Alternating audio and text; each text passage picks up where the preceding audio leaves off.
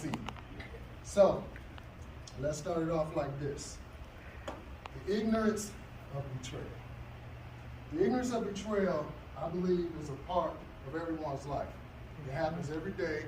Things happen to the point where people are betrayed, and betrayal is a violation of trust.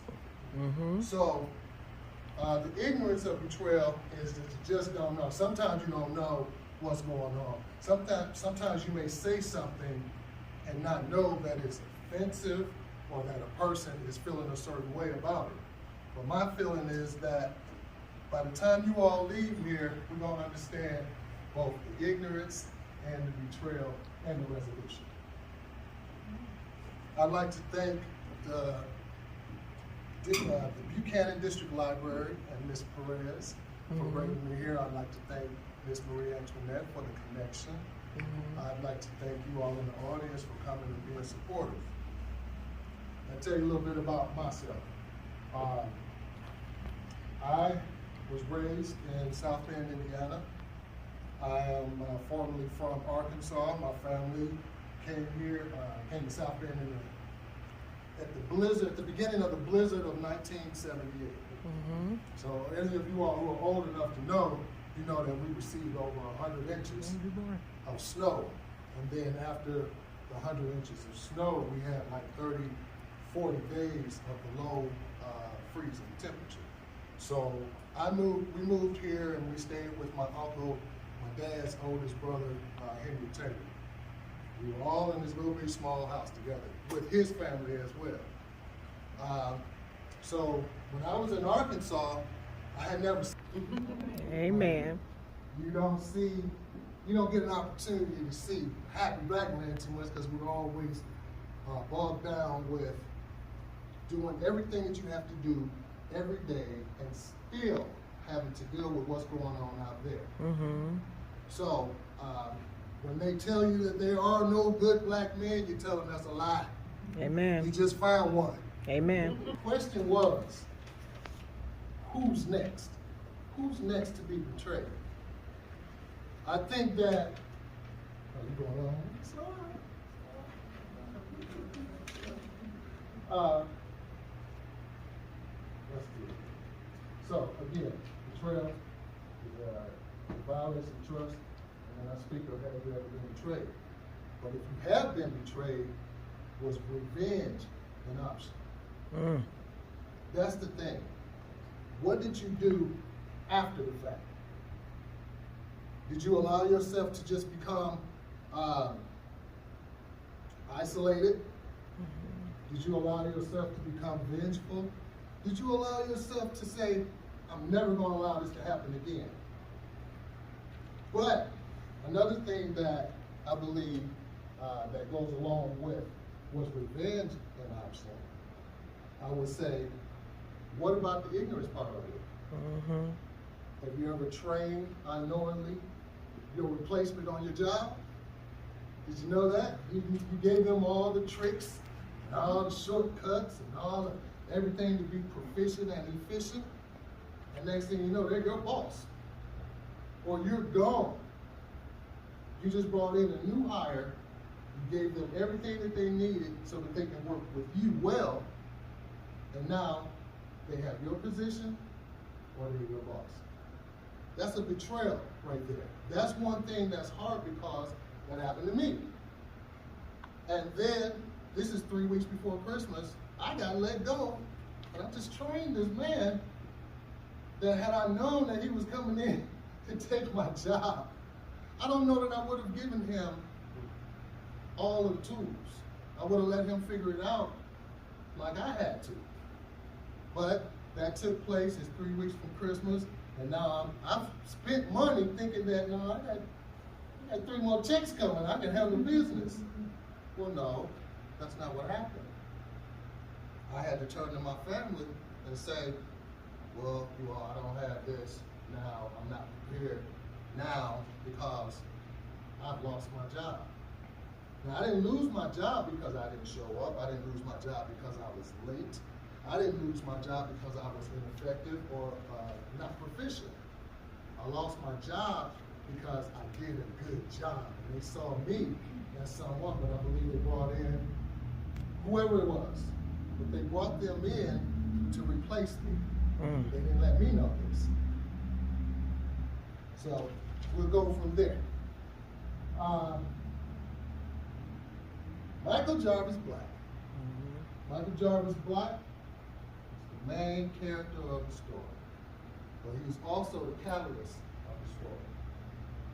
The reason why I have at the bottom the rabbit with the gun is because everyone wants to chase the rabbit, hunt the rabbit, do everything that you need to do to get the rabbit, eat the rabbit, whatever you need.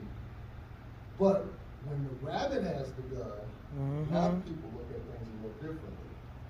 Now it's like Jarvis is acting and reacting because someone has hurt them. And if they hadn't just hurt him, it was different circumstances that were going on, which made him look at, no, I'm going to get back at you now. I don't think he thought that out well. But the thing is that sometimes you can only take as much as you can take. And good guy or not, this man is a good guy, hard worker, did everything that he needed to do, but he started making poor choices. And within those poor choices, then it started to affect different ones. You gotta understand, every choice you make will affect everyone around you in some type of way. So there is no way to go and just do something and then think that it's not going to touch you, especially in your household. If the mom is the one that's saying, if the mom is the one that's setting all the rules, and she say, be in before the street lights come on, you better be in before the street lights come on. Because if not, now you got to deal with, she told me what to do. I knew what I was supposed to do. And yet I came in when I wanted to. So, I will feel that, and speaking of Michael Jarvis Black, Michael Jarvis Black has been a person who fathered children early, kept trying to go to school, doing what they needed to do. He was helpful to everyone. But when there came a point that Michael Jarvis needed to start making responsible adult decisions, he was still in a childlike mind state. So some of the things that some of the decisions that he made, they were impulsive. So on the fly, off the cuff. Can't always be like that. Sometimes you gotta plan things out, because sometimes you may say something that you didn't really mean to say, or you may do something that's out of your character. But the thing is once you do that, now you gotta deal with the repercussions. I feel that when Michael Jarvis Black is any of us. He's not one specific person. It could be my nephew, it could be my niece, it could be my daughter, it could be the neighbor. He's more circumstance than an actual individual. So I wrote this book so that you can see yourself in Michael Jarvis Black. Somebody has done some of the similar things that he's done, and they're sitting around wondering, what am I going to do now? Make your corrections. Trust me, make your corrections. Because if you don't, you will have to deal with that. And the people will say, well, what went wrong with him? You know, why did he do that?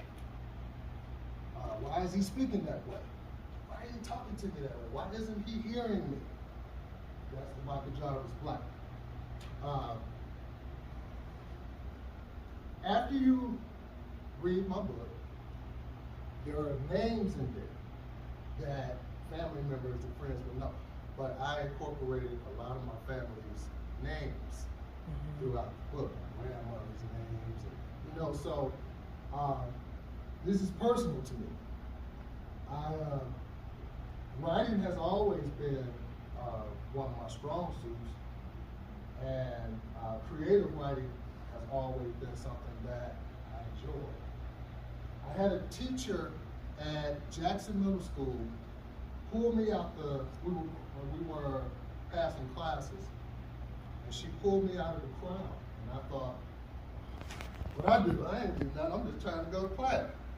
But she pulled me out of the crowd, and she was looking at me real stern, real big lady. And she said, Julian, I want you to know, when you wake up, get up. When you get up, do something. Those little simple words, she said this to a 7th grader, and I was supposed to know what she meant. But as I've gotten older, I see that this is a part that I need to incorporate into my life. Why you don't lay in the bed? You can't make no money in the bed. You can't do anything, rest. You need that. When you get up out of that bed and start putting that foot on that floor, that is the first step towards achieving your goals. You lay in the bed all day, you don't get what the bed gives you. Rest. We need that, but you gotta get up. You gotta continue to do things. I don't understand. She's the one that's letting me know. So, Jacole Black.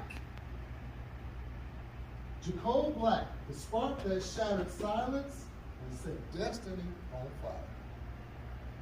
Jacole is the reason for this whole book. She's the reason why everything turned. She's the reason why you went from regular TV to cable. This right here. She's the one. So she is Michael Jarvis Black's oldest daughter. And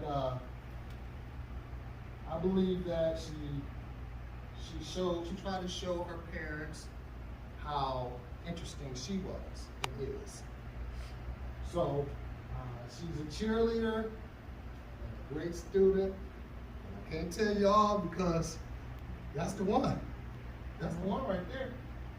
So, oldest daughter, catalyst to the story, spark. We let her go. Raven Black is Michael Jarvis Black's daughter as well. Beauty is her name. I wanted it to state just how beautiful and relevant this young lady is. Raven Black, experienced, intelligent, she's ready to learn, and she just has this spark in her eyes that says, I'm about to do something big, So look out for Raven Black. Again, can't tell you too much about it because I will run my mouth and tell y'all. Okay, we're going to speak of Michael Jarvis Black. The life of Michael Jarvis Black has affected his entire community. Michael Jarvis Black finds himself at a crossroads where the stakes are higher than ever and his time is running out. Driven by the desire to break free from the foolishness, Michael takes a daring leap into the unknown. As he navigates the treacherous waters of his chosen path, he encounters a series of unforeseen cracks forming in his personal life. A double-edged sword leading to a devastating loss that soon shatters his world. With chaos following close behind his shadow, Michael needs to make the right choices now. His ignorance will be his betrayal if he chooses not to turn and face his opposition. Have any of you ever been betrayed? Tell me about it. Somebody tell me about a betrayal that you know about. Not even your betrayal. Just tell me about a betrayal that you may know about. Anybody? Everybody had a perfect life? No problems? You can learn from betrayal as well. It doesn't have to be an end result. It could be the beginning. So, a big betrayal is like somebody going behind your back. People do it all the time. And how did that make you feel? made me want to go behind and do that. Revenge. So you went back to the revenge. Yeah, I went to revenge. And then what happened? It didn't work. Revenge is bitter. It wasn't. Andre Dre Boy. Andre, or better known as Dre. Dre is he's a man that has worked and held a lot of money in his hands. So being able to purchase whatever you want, go wherever you want to go, do whatever you want to do, it kind of numbs you to life a little bit because you don't have to worry about the hardships. You don't have to worry about, well, I can't buy this. Dre could buy 4. He never had to worry about that. But, there's always that but. Dre came up in a family that was rough. They didn't halfway know how they were going to eat. They had to go out and find ways to gather food for themselves. They had to find ways to keep the lights on. They had to find ways to just go to school with clothes that were clean. And that was hard on a little kid. The little kid didn't know. But Dre carried himself like, oh, this is just how it is. But his brothers and sisters knew better. They knew, this is not how it's supposed to be. We're supposed to have lights. We're supposed to have gas. We're supposed to have this. So Dre was carrying on just like, well, I'm a little kid and everybody's taking care of me. Everyone is making sure that I'm okay. But what they weren't doing was making sure that Dre was going to be okay after the fact.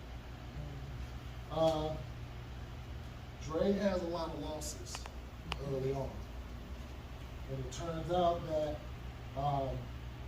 he had to make some serious decisions as far as what he was going to do. Are you going to continue to carry on, just unbeknownst to you about what is happening? The fact that you're going to school and kids are laughing at you, and, you know, they're making it hard for you. But you don't realize, because everybody in your neighborhood kind of is pretty much the same way. So you don't know. People may think that, man, they're poor, they don't have this. But Dre didn't see that. He saw that he had what everybody else had. He had fun and all of that. So the important, the parent things, the adult things, he didn't recognize that this isn't normal. I've written these stories, before you switch, I've written The Ignorance of the Trail, and I've developed each one of the characters. My characters come from a 2-parent family. Each one of my characters, they all go through each of their trials and tribulations. But I wanted you all to know that I came from a 2-parent family. I don't know what it's like to not wake up and see my daddy, or to not see my mom. So I don't know what it feels like for that to be something that's not in my life. I needed that. My dad and my mom were amazing individuals. My mother ran a daycare for 30 years by herself. My mother helped raise a good portion of South Bend. If people will speak about my mother and kindergarten daycare, they will know, yeah, I was a part of that as well. There's kindergarten daycare, that's kindergarten daycare, that's kindergarten daycare, that's kindergarten daycare, and I was his son. So I was helping with snacks and all of that. But to bring it back around, so Dre was the man of the house. He became the man of the house, and he had to do it at any cost. Money. Yeah, everybody likes a little money. For the love of money. Money, I'll tell y'all this. Money is a real character. Money was a younger guy. He was out of school. I think I was out of school, so he would have been freshman, sophomore, somewhere around there. This young man was rich. in high school. That man had more money than probably the principal in his pocket. And he's like in the 10th grade. This man started to buy buildings. This man started to employ people. He was going to school to become a doctor. So you can tell, you know, he knew what type of classes and things that he was taking. Boy was very, very, very intelligent, beyond his means. My nephew, really smart individual. My nephew has done things that others have not even done. This man was amazing in school. He's always been an upstanding individual. That's my nephew.